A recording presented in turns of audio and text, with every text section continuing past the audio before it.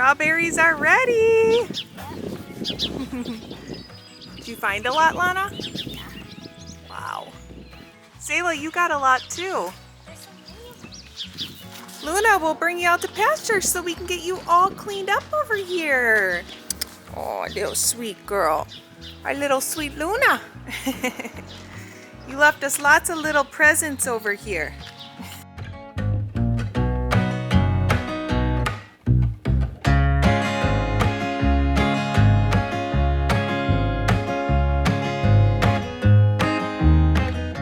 Hey guys, today I'm going to share with you this awesome full sun container garden recipe.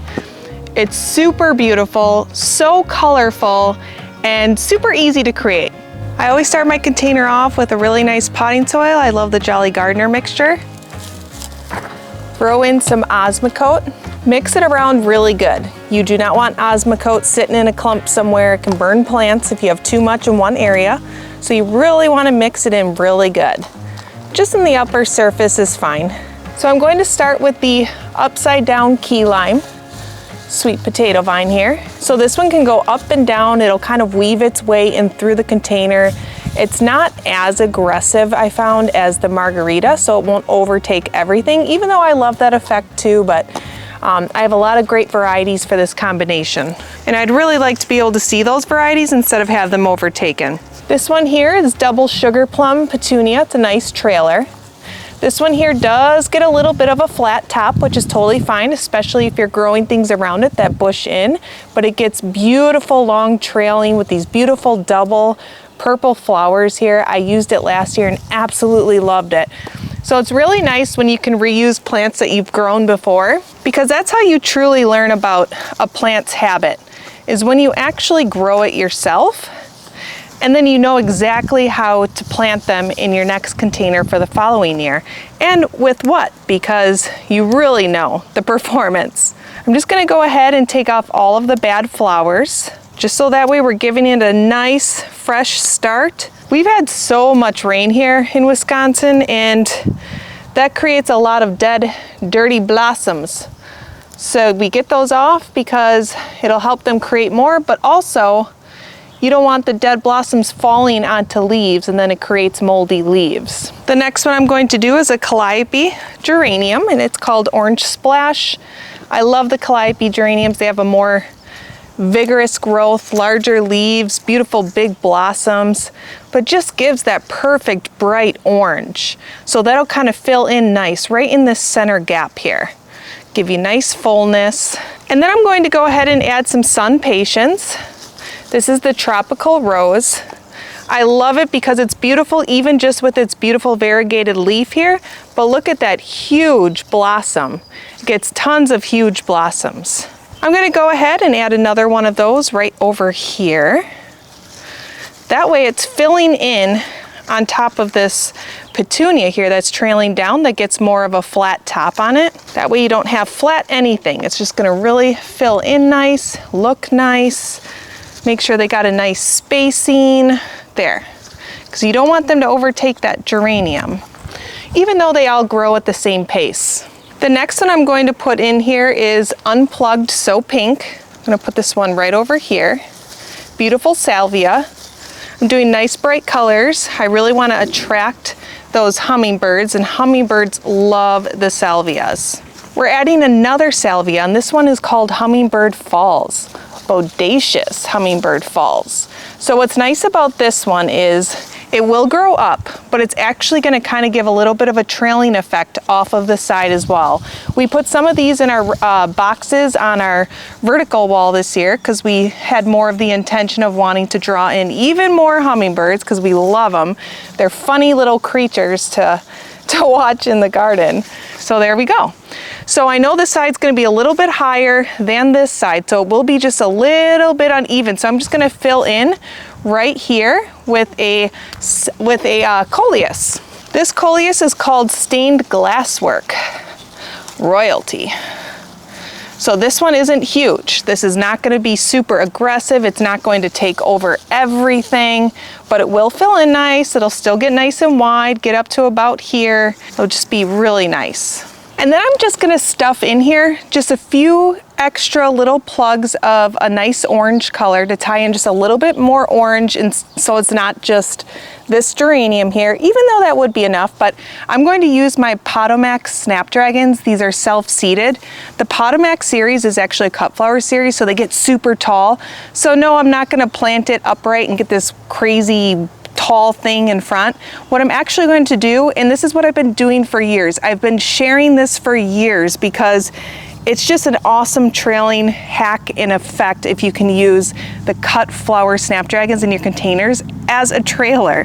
So what we're gonna do is we're actually gonna plant it on its side like this. I'm not planting it up, I'm just planting it right on its side like that. So what happens is they grow out, they're gonna get really heavy. And as they get heavy, they kind of fall a little bit, but then they reach towards the sun. So they kind of get like this effect of like almost like a swoop down and then up. So like the plant itself, like the foliage will swoop down a little bit and then the flowers will swoop up. So it has this awesome, like, I can't even explain it. It's just so gorgeous. I do it in window boxes, I do it in containers. It's just really, really neat effect. So I'm gonna put one more over in here. We're gonna lay it on its side. Seed starting your own snaps is really nice.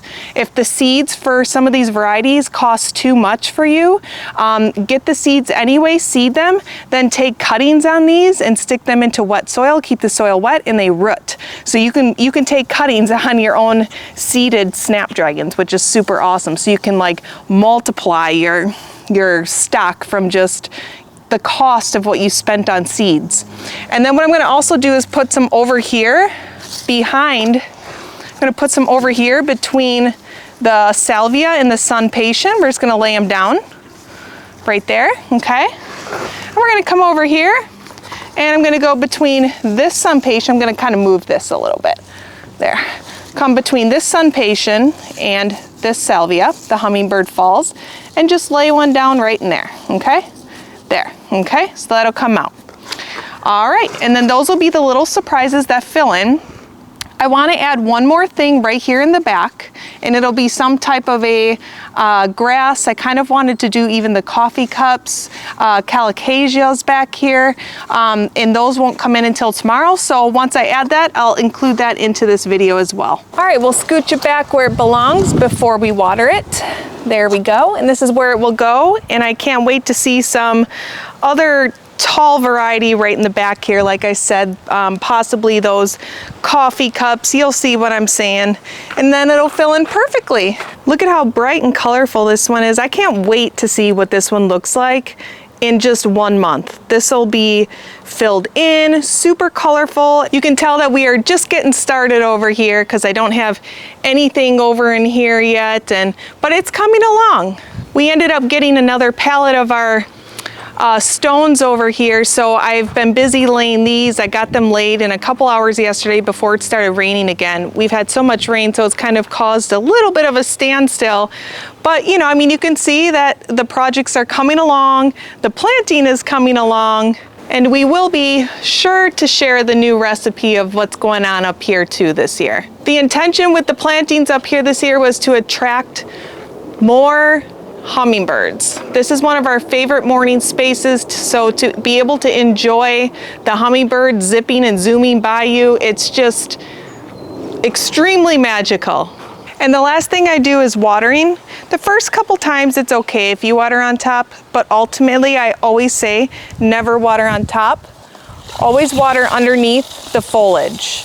The reason for that is so that way you don't get any water spots, meaning holes in all of the fullness of your container.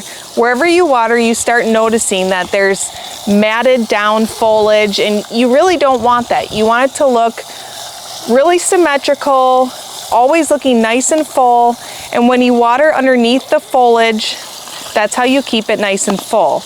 Now I'm just gonna show you something. So if I was constantly watering like this, straight down on my plants, you're gonna get separation in the plants.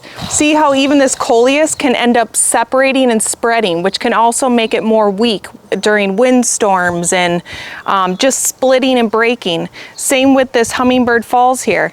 Watering it right on top. Look at how it's already separating from this growth over here to this growth. So you always just want to water underneath. I know with the wind we can't do anything about that. Like, wind is going to do what it does. All the natural elements are going to do what they do. We can't control that. But what we can help with and control is not watering on the top. So that way we can keep the foliage that we really want. So once this grows in, I do not come into the middle, separate and water. I'm only doing that because we just watered. I usually, once everything grows in after a couple weeks, I will literally just kind of come around the edges and go underneath here, go underneath right here. And after a month of growth, I just will turn the hose on. I'm not gonna do it now because it's watered enough, especially just in case we get rain. I don't want it to get overwatered.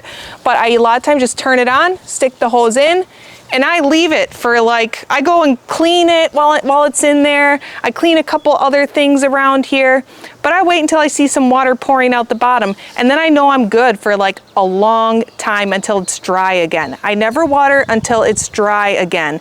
And about every third time I'll go and fertilize.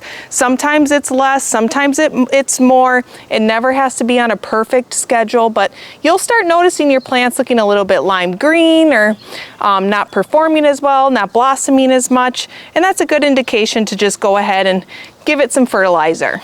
So I know we added that Osmocote in the beginning. I guess I'm just kind of already assuming you guys have seen some of my past videos, and I really shouldn't do that, but why I add that Osmocote is for time release fertilizer. That does not mean you do not have to fertilize throughout the other parts of the season. I go really into detail on our fertilizing and our fertilizing techniques in one of the newer videos that we just put out. It's on our vertical gardens. It's from start to finish. It's the Proven Winner little project we did, and in there we did the Proven Winner time release fertilizer. I always use Osmocote as well. I have a big bag on hand, so I like to use what I have, but we do go into detail in there, and in there too we use the Proven Winner water soluble fertilizer, which is good, but I also use Peters. Last year was the first year I used the Proven Winner fertilizers. I actually thought they did a really good job. I have the same results with other products as well. The water soluble fertilizer that I love are like brands like Peters, Jack's, mainly like that. You can do bloom boosters, multis, and I only use that on our flowers within our container, in our containers. I never ever use that in our food gardens and our medicine gardens and our native gardens. That we do more of the Agro Thrive. So you can always go organic in your container gardening spaces too, in those areas if you prefer, but I don't get the same results with that in containers. But with my raised beds, it's not about the container garden, it's about what provides beyond the look of it. Even though it's gorgeous, it does an amazing job, Agro Thrive, but you can also use Espoma, which I liked their liquid feed better than their granulars because the granulars really have a dirty chicken coop smell. So don't use it before you have company over. Probably use it after a gathering, so that way you're not, having to smell that in your garden. So just all those little things, and we also use the worm castings, and I do that kind of every other year. We grow a lot of the comfrey now too, so we do a lot of where like we soak the comfrey to make like a comfrey tea. You can do the worm teas where you soak the worm in the water and then water your garden with that, or you can just sprinkle some of the worm castings over the surface, early, mid, and late season. You don't need too much. A little goes a long way.